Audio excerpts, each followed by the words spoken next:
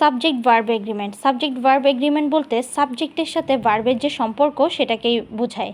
Subject verb এগ্রিমেন্টের একটি উদাহরণ যদি আমি বলি, আই এম এ স্টুডেন্ট, এখানে কিন্তু আয়ের সাথে অ্যাম হলো, কিন্তু আমি যদি বলতাম যে হি ইজ এ স্টুডেন্ট, এক্ষেত্রে কিন্তু হি এর সাথে ইজ হয়ে গেল। কেন? কারণ হচ্ছে সাবজেক্টের সাথে ভার্বের একটি সম্পর্ক আছে, আর সাবজেক্টের সাথে ভার্বের এই সম্পর্কটাই হচ্ছে সাবজেক্ট ভার্ব এগ্রিমেন্ট, অর্থাৎ সাবজেক্ট চেঞ্জ হওয়ার সাথে সাথে ভার্বও চেঞ্জ হবে। Subject verb agreement. Subject verb এগ্রিমেন্টের অনেকগুলো রুলস আছে, এর মধ্যে আমি 3টা রুলস নিয়ে আজকে আলোচনা করব। প্রথম রুলসটি হচ্ছে ভার্ব প্লাস আইএনজি অর্থাৎ জি রান্ড 2 প্লাস ভার্ব 1 অর্থাৎ ইনফিনিটিভ, অর্থাৎ কোনো সেন্টেন্স যদি 2 প্লাস ভার্ব 1 বা ভার্ব প্লাস আইএনজি দিয়ে শুরু হয়, অর্থাৎ সাবজেক্টটি যদি ইনফিনিটিভ বা জি রান্ড হয়, তাহলে এরপরে যে ভার্ব বসবে সেটি অবশ্যই সিঙ্গুলার হবে, প্লুরাল হবে না। এখানে ক্রিকেট না থেকেও যদি অন্য কিছু থাকতো তারপরও কী হতো?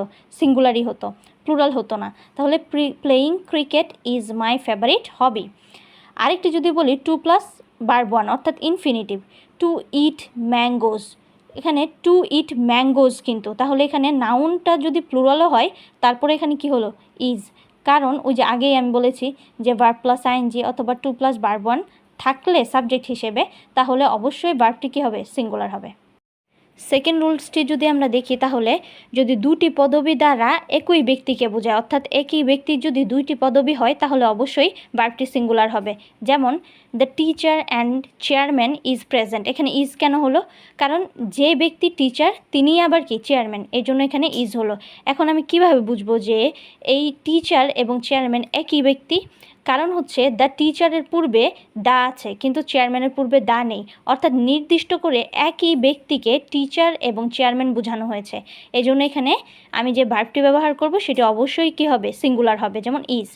এখন যদি দুইটা পদবী দিয়ে দুইজন আলাদা ব্যক্তিকে বোঝায়, যেমন the teacher and the chairman, এখানে কিন্তু চেয়ারম্যানের আগেও দা রয়েছে, টিচারের আগেও দা রয়েছে, অর্থাৎ দ্য টিচার একজন ব্যক্তি এবং দ্য চেয়ারম্যান আরেকজন ব্যক্তি, অর্থাৎ দুজন ভিন্ন ব্যক্তি। এখন দুজন ভিন্ন ব্যক্তিকে যদি আমি অ্যান্ড দ্বারা যুক্ত করি তাহলে অবশ্যই কী হবে? প্লুরাল ভার্ব হবে, যে the teacher and the chairman are present. অর্থাৎ দুটি পদবী দ্বারা দুজন ভিন্ন ব্যক্তিকে বোঝাচ্ছে নাকি একই ব্যক্তিকে বোঝাচ্ছে সেটা জানার জন্য অবশ্যই আমার কী করতে হবে? দা এর ব্যবহার জানতে হবে।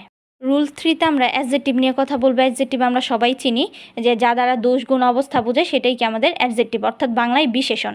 এখন এই অ্যাডজেক্টিভের কোনো সেন্টেন্সে যদি এই অ্যাডজেক্টিভের পূর্বে ডিটারমিনেন্ট হিসেবে দি ব্যবহার করি আমরা, তাহলে অবশ্যই সেটা তখন আর কি থাকবে না? অ্যাডজেক্টিভ থাকবে না, তখন সেটা কমন নাউন হয়ে যায়। এখন কমন নাউন অনুযায়ী আমার যেটা ব্যবহার করা উচিত, যে ভার্বটি ব্যবহার করা উচিত, আমি সেটিই ব্যবহার করব। যেমন পোর যদি আমি বলতাম তাহলে হতো কি? গরিব, যেটা একটা অ্যাডজেক্টিভ, কিন্তু এখন হয়ে গেছে দ্য পোর, অর্থাৎ গরিবেরা। এখন দ্য পোর আর অনেস্ট মানে কি? গরিবেরা সৎ। এদিক থেকে এই যে দা ইউজ করার কারণে আমার কি হয়ে গেল? অ্যাডজেক্টিভটা এখন কমন নাউনে পরিণত হয়ে গেল।